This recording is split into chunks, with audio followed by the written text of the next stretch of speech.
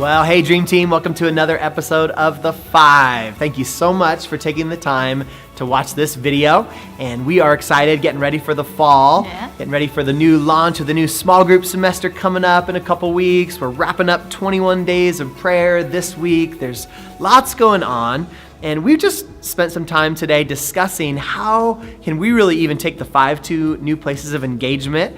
And we decided we wanted to make sure that this is a conversation, not just something that is coming at you, but something that you're participating in, and where you can ask questions and you can make comments. We can go a little bit more back and forth. And so wanted to start a series of videos around the question of how do I avoid burnout?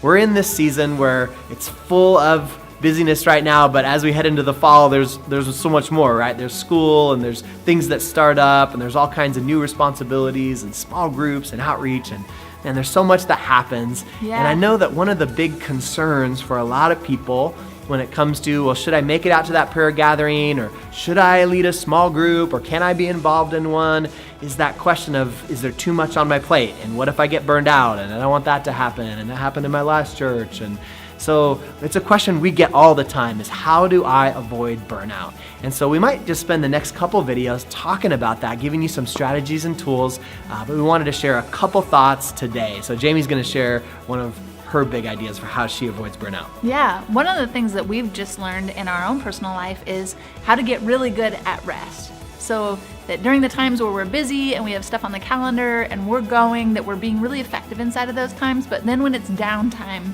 that we're making the very best use out of that time.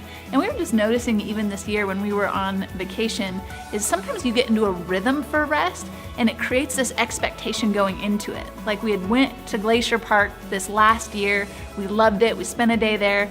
Then as we were driving back, there's all this thought and this like, oh, remember how we loved this, and remember we visited this place and we're so excited. And it's like the rest kind of began a little bit earlier because there was this expectation that it's gonna come, and I know it's gonna be there, and I'm not kind of wondering like, how is it gonna be? And so I've tried to take that principle even from our own vacation and apply it on, we usually do our rest kind of time from Friday afternoon to Saturday afternoon. That's the time where we really try to keep stuff off the calendar and it's just for our family, and tried to implement some of those same ideas into that time. Like we get up on Saturday morning, we sleep in a little bit, we don't sleep in real late for our family, they just naturally wake up.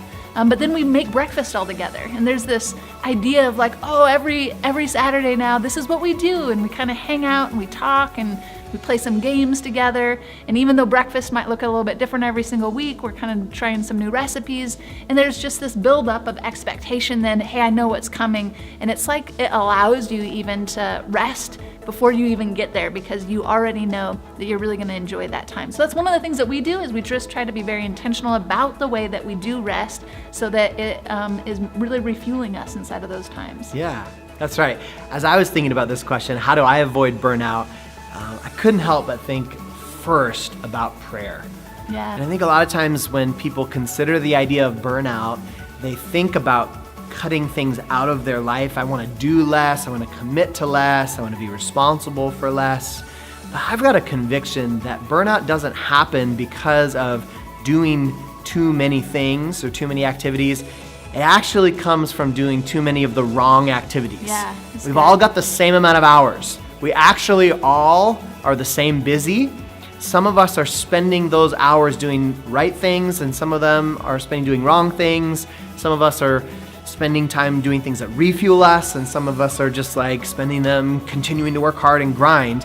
And it's all important, but for me, I've got to prioritize that refueling activity of prayer, which is why we do these seasons of 21 days of prayer. And we've got one more tonight and last one coming up on Saturday. And if you've just felt like, man, I'm just so busy, like it's just one of those things, carve it out. You'll just watch God refuel your life. He'll give you energy, and the rest of the week will be impacted because you've chosen to seek Him first. So I know that's so big for us. Right. Put God first in prayer, put God first in His Word, and then make sure we guard our rest time. We'll keep revisiting this conversation in the coming weeks, but God bless you. Thanks for watching this video. We'll see you at prayer.